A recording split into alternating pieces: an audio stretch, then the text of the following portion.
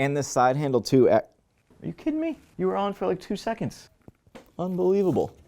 Okay, anyways, Dom here from Lensprotogo and Lens Rentals. Welcome back to the channel. So I sort of hatched this idea that maybe it would be fun to try to build the smallest cinema camera possible. And now before the big reveal here, let me just go through these sort of criteria of what I was working with. Just starting with the body. I knew it wasn't going to be like a full-sized cinema body, but not just any old camera body could have gone in there. I really wanted to build off of something where there was like no argument that it wasn't a cinema camera. Like a lot of cameras are able to record really good looking video, but wouldn't necessarily call them cinema cameras. Next, the lens. For this to be a true cinema rig, in my opinion, it had to be a cinema lens, which I knew was going to be tough because typically cinema lenses are on the larger side of lenses, so that was going to be a challenge. And then I couldn't just leave it as a camera lens combo. That's not very cinema. I knew I was going to have to get at least one accessory on board here, or at least make it able to be accessorized upon. Don't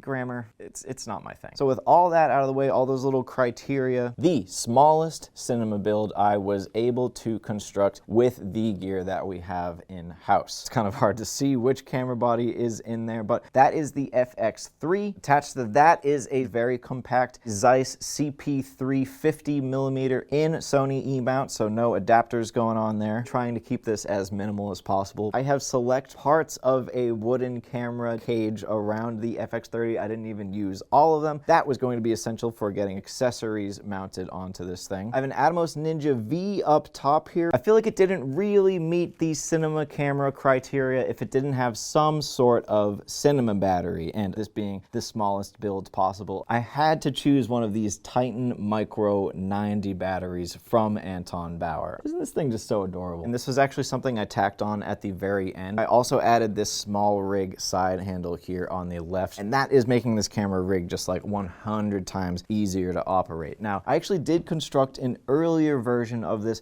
smallest cinema rig possible without that side handle and with a different lens, and it was lighter and the overall profile of the camera was smaller. But I had that built up and I was just like, I know I'm going for the smallest possible rig here, but this really needs a side handle. That added to the size of this rig a little bit, but operation-wise, this is just like ready to go. I have two really good handling points between the camera's grip and this small rig grip. Decent monitoring scenario with this Ninja V on top, and this side handle too. Are you kidding me?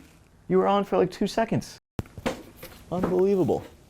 Okay, anyways, this side handle actually ended up giving this rig a little bit of height. And actually, speaking of that, after some extremely precise measurements, here are like the final specs for this whole entire thing. So width-wise, from handle to handle here, we were rocking 8 1/4 inches. Lengthwise, from the back of the battery to the front of the lens was coming in at just about 10 1/4 inches. And then the height of this rig, which actually I measured to the top of this battery plate right here, but I suppose if you raise this monitor a little bit, that would be your next highest point, roughly 6.8 inches. So this whole rig could actually fit inside 1 cubic foot. Oh yeah, and the weights, putting this on the scale came to about 8.15 pounds, so just over 8 pounds, which is wild considering actually how small this is. That just is an indicator to you of how densely packed with cinematic excellence that this rig is. We've seen a lot of behind the scenes of action movies where we see a rig probably not that different from this one, where sort of like action cinematographer is able to really whip it around like this, keep it close to their person. I don't know what movie I'm shooting here, but bound to win some sort of award. So people, like I said, it was going to be a short and fun one. Drop a comment in the comment section. Make sure to like this video if you happened to like this video. But if you didn't do any of that, you could subscribe to the channel. And once you're subscribed, you can hit that little bell button that pops up next to that subscribe button after you've done so. That will keep you in the loop whenever we post new content, which is every week. So something,